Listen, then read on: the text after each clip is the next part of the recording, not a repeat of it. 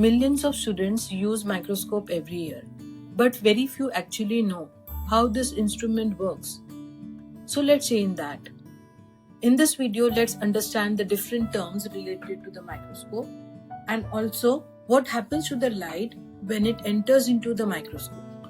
When light passes through the specimen and enters the lenses, bending of light takes place. This bending of light is called as refraction. This bending of light can also be seen when light passes through a glass of water. This is a classic example of refraction. Now, what is focal point? The focal point is the point where light rays meet after passing through a lens. When light properly focused at this point, we get a clear and sharp image. But if the light rays do not meet at the focal point, the image appears blurred or distorted.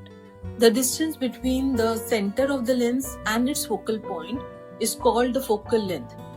A lens with a shorter focal length provides greater magnification than a lens with a longer focal length. Total magnification of a microscope can be calculated by multiplying the magnification of the objective lens with the magnification of the eyepiece lens.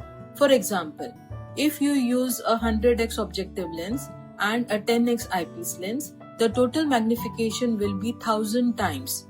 Similarly, if you use a 45x objective lens and a 10x eyepiece lens, the total magnification achieved will be 450 times. But magnification alone is not enough. A microscope should also give a clear image. This property of the lens is called resolution or the resolving power. Resolving power is the ability of a lens to distinguish two points as separate and distinct. The higher the resolving power, the clearer is the image.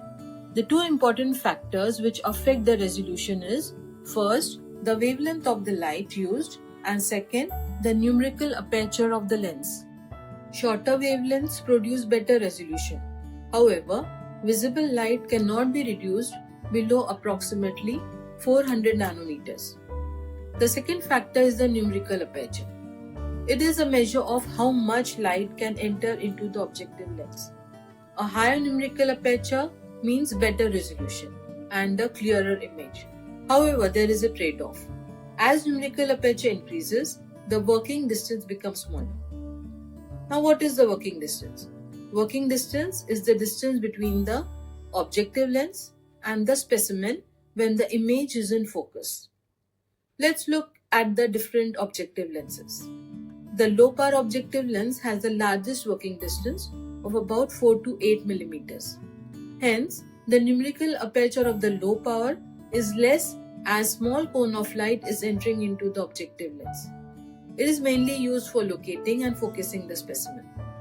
The high power objective lens has a working distance of about 0.5 to 0.7 millimeters.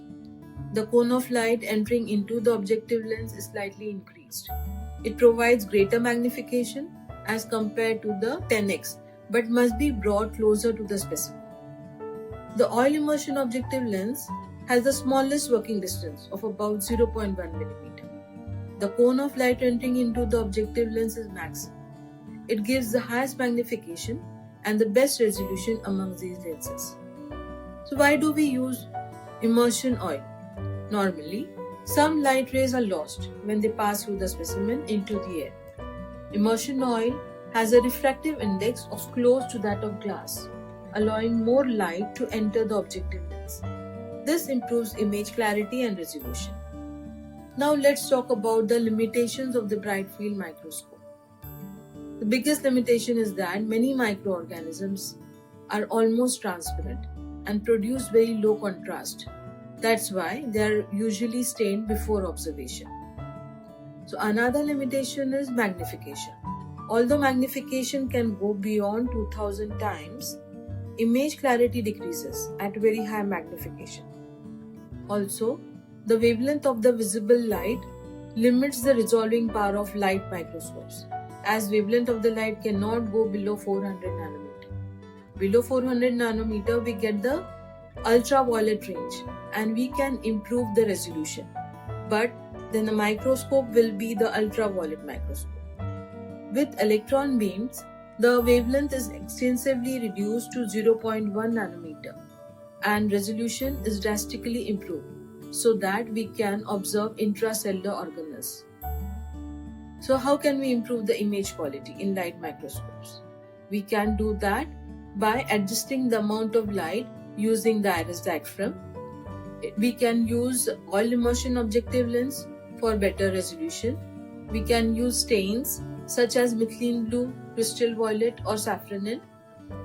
We can also use colored or polarizing filters to highlight the certain structures.